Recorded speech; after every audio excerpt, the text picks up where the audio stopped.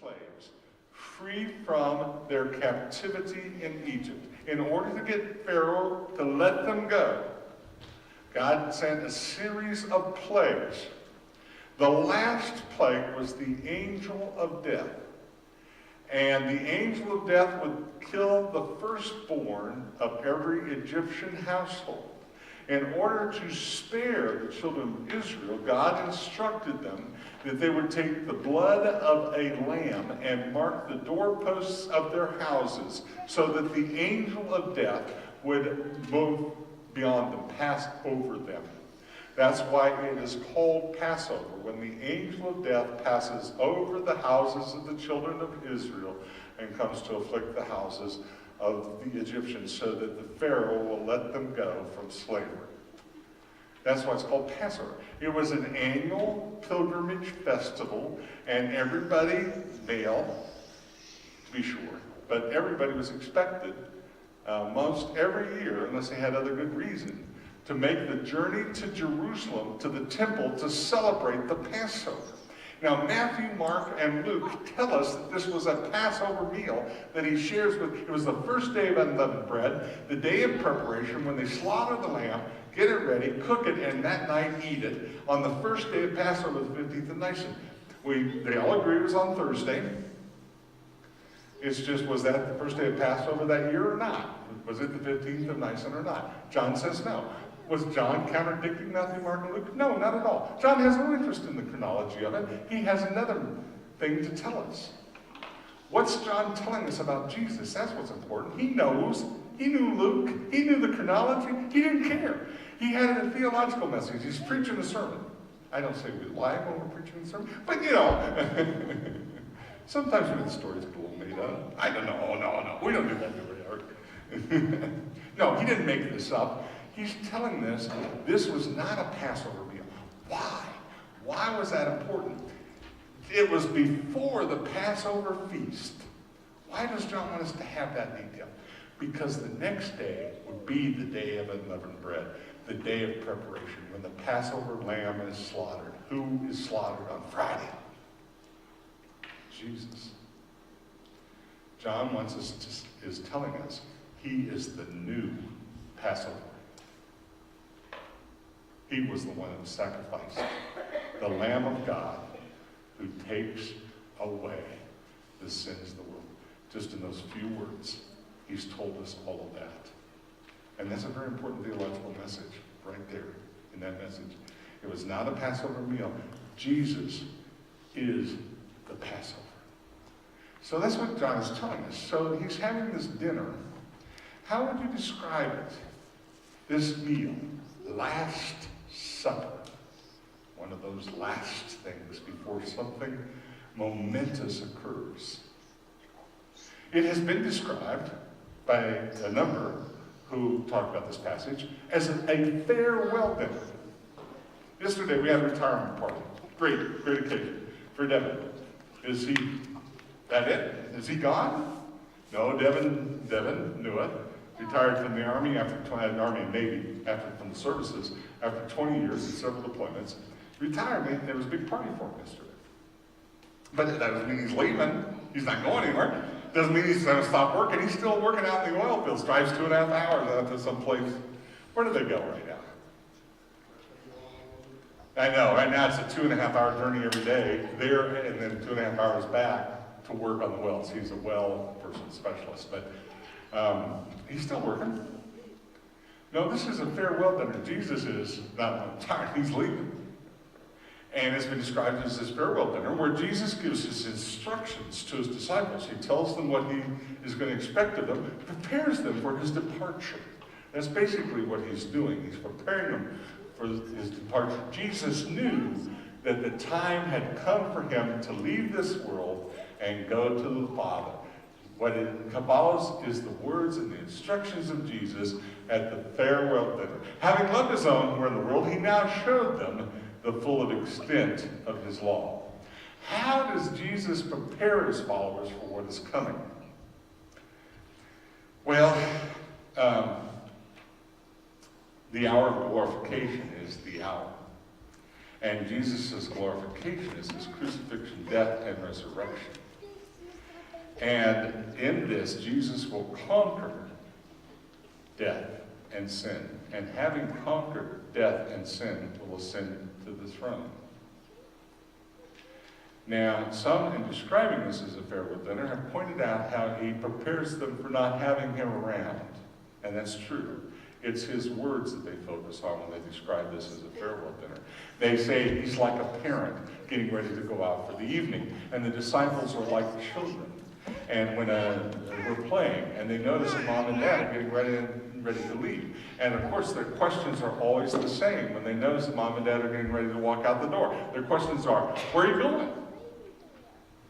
The second question is, well, can we go too? And the third question is, well, then who's going to stay with us? And that's true. That's what Jesus addresses. He does address that. All three of those questions. I'm going, you can't go with me, but the Comforter will come. I don't like the word Comforter. The Greek word is paraclete, one who walks alongside, and has many more connotations than one who comes and simply holds our hand and comforts us. But that's what it is often interpreted as. I'm going away. I go to prepare a place for you. This is why I'm going. You're going to come to me. You can't go with me now, but then God will send you a helper, and this helper will come and walk alongside of you. So, yes, Jesus answers all three of those questions, but more is at hand here, I think. What is at hand? What is about to occur is that Jesus is about to go into battle. It's not just that he's going to die and leave us. He's about to go into battle. The presence of the adversary throughout this whole meal is made known in Judas. And there's some references to Judas here. The adversary, the one on the next day who will be very present in the priests, who will be very present in the Pharisees, the court, the trial, and all that. Pilate, the crucifixion, that adversary who wants to destroy Jesus completely, he's already present, already at this meal. The hour of glorification is at hand. The battle is to ensue in just a few hours. We're on the eve of battle. What do you expect would happen on the eve of a battle? Well, I can guarantee you what we might expect is not what occurs here.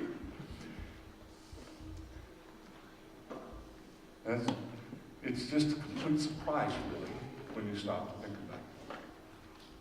How Jesus, on the eve of the most decisive battle in all of human history, the one that will change the course of human affairs, and has for the last 2,000 years, the one that will change the ultimate destiny of us all, he stands on the cusp of that moment.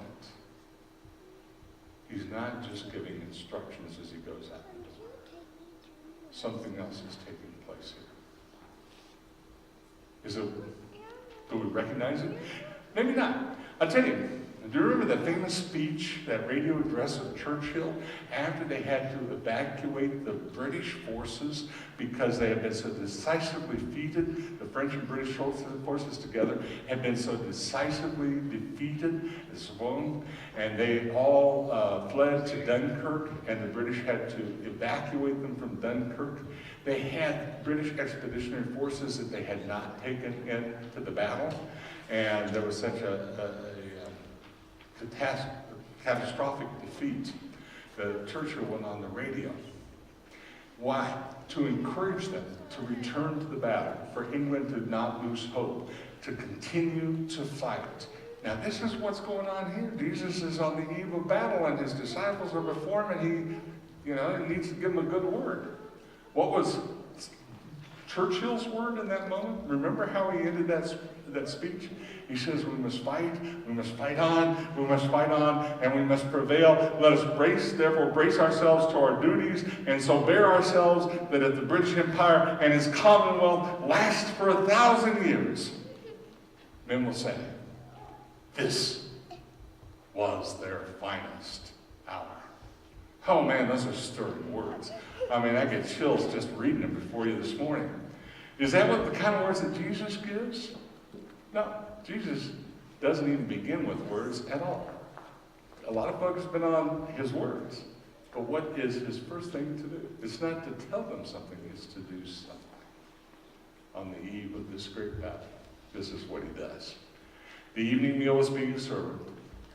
Notice the adversary is present. The devil had already prompted Judas Iscariot, son of Simon, to betray Jesus. Jesus knew that the Father put all things under his power, that he'd come from God, he was returning to God. John's turning up the lights, they're shining bright. Jesus comes from glory, he's returning to glory. The devil's there, though. The battle's about ready to ensue. This is what's at hand. So he got up for the meal. He took off his outer clothing. He took off practically all of his clothing, is what it means. And he wrapped a towel around his waist. What's the next thing he does? After that, he poured water into a basin and began to wash his disciples' feet, drying them with the towel that was wrapped around them. Is that how you get your troops ready for battle? Really? What is this? You ever been to a foot washing? One Easter, the worship committee decided in the church I was serving that we were going to have a foot washing. I noticed you do that in Nigeria. You like that? I hated it. I didn't want anybody washing my feet. Linda could tell you with good reason. No. Probably. A lot of people hate women. Not taking bananas off, you're going to wash my feet through the... It was awful. I absolutely hate... I didn't get anything out of it. I don't like that. I'm like Simon Peter, I'm sorry to say. Not that it is an important festival and can be very meaningful for people. I just didn't get in out of it. And I said, that's it. I'm not doing this one again. I don't know why. Pride, whatever. I don't know. I just didn't like it. But you think about it. In our time, we're a little uncomfortable with the thought of somebody else washing their feet. They walked those dusty roads in open-toed sandals, and so their feet were not only dusty, but also understand this is a pilgrimage time.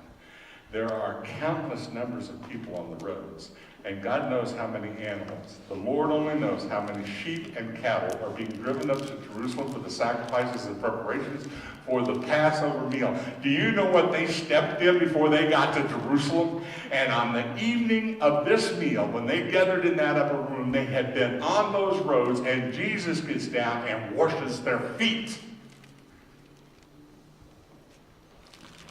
This is God himself, humbling himself before us, kneeling and washing our feet. There's something that's important right about that picture, doesn't it? God kneeling before us. I mean, Peter's got a point here. Jesus, it isn't you. He came to Simon Peter and said to him, Lord, are you going to wash my feet? Let's go to the next one. Next slide. Jesus replied, you do not realize now what I'm doing, but later you will understand. Later. See, he's doing something for them that has application for later when they are the church. Later you'll understand. No, said Peter, you shall never wash my feet. Jesus answered, unless I wash you, you have no part in me. And I guess I can understand Peter. Should God be doing this? Should he be the commander on the eve of battle, getting down and washing the feet of those who eventually will have to join the battle themselves? Some would say that Jesus was like a good parent, just giving his disciples an example of what he expected of them to do. You know how it is. I'm going, but when I get back, I want that room to be clean. I don't know how you want me to organize the room. What am I supposed to do? Well, I'll show you. Let's go in your room. Here's where I put your clothes in your closet, your underwear in the drawer, make your bed, pick up the things in the floor. What? I don't know what to do with all this stuff. Well, here, let me pick up some of it. That Jesus is like a parent like that. This morning, son, or daughter, I want you to go out and mow the lawn. How do I start the lawnmower? Okay, well, let me go and show you. But he's just setting a good example. Something is this, And because Jesus does say, following our verses today, what I've done for you, I want you to do for one another. That's how you are in me. It's like a parent getting an example. But there's another possibility here that goes along with the clear indication that John has given us, that we stand on the eve of battle. And that is that Jesus is not a parent giving instructions to children how he wants them to do the chores. He's not just setting a good example. Therefore, not really entering into the act of humiliation itself. Not really becoming that humble, serving person.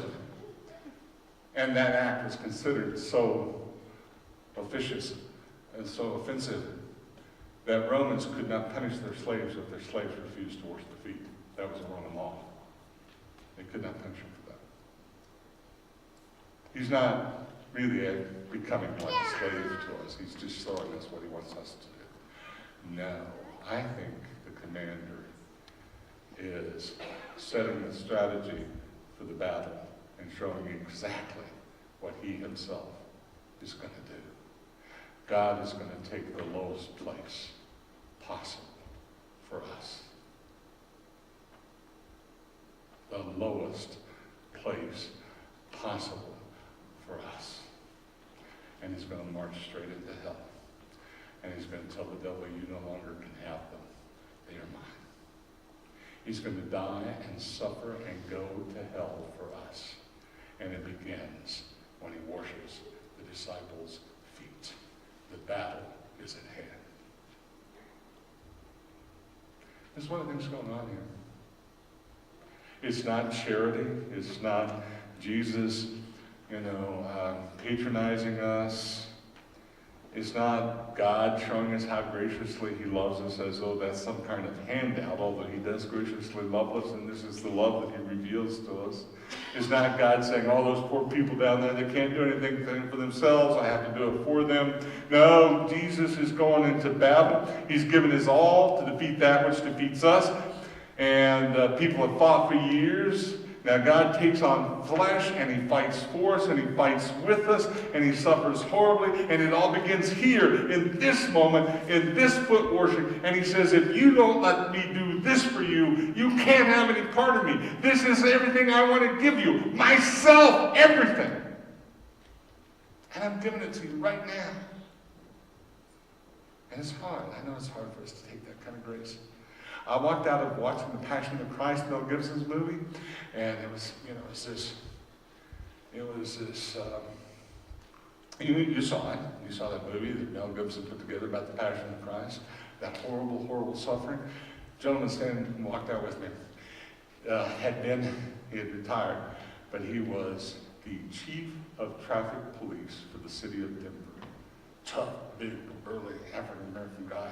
And this guy was about as strong and manly as they come.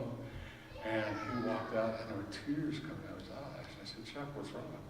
And he says, I just can't stand it. I cannot stand it to think that someone suffered that much for me. I know what he's talking about. And that's what Jesus is doing. He's showing us what he's going to do. He's giving his life away for us. He accepted the lowest in order to raise us to the highest. And in part was to equip us for the battle that we ourselves will face. As followers of Jesus Christ, we've had every word from the beginning of this gospel that as followers of Jesus Christ, we're going to face the same kind of struggles and battles that he faces in this world. The odium that is put upon him will be upon us all. We will struggle against the evil one who is very present at this feast, and he's showing us how to do it. How do we do this? How do we struggle against the evil one that comes against us? We counter the evil one with love, because it is the most unifying, integrating, single purpose of the universe that transcends all time and place and conquers all. We do it with love and with service and with humility. This is battle strategy, friends. That's what Jesus is laying about. This is battle equipment, friends. This is the armor of God. He's giving it to us in this moment. There is not a soldier who goes into battle who provides his own equipment, his own training, and his own weapons. There is not a sports team player who goes out to play sports for any high school, college in this country that has to provide his own football helmet, his own football uniform, and all the equipment that he needs. We are supplied. You and I cannot do this battle on our own. Jesus is the one that has to be with us. at the beginning, through the battle, and to the end of the battle. And that's what Jesus is saying in this moment when he gets down on his knees before us. He's begging us to come to him, to be equipped by him, to join with him in this battle against the evil one who comes against us in all of the ages. And it's the promise that there will be angel armies with us when we go into battle with him. But we don't have to ever, ever, ever do it alone, because he did it before us. We never suffer. We never fight. We never endure. We never are in Christ, except that Christ is there with us and made it possible through his gracious action. As Hans Kunz once said about the church becomes the church through the grace of God. And down through all the centuries, the only way we have ever been able to remain the church in the face of the work of the devil is through the grace of God. Because our Lord, the God of all the universe, was authentically, truly willing to get down on his knees and wash our feet.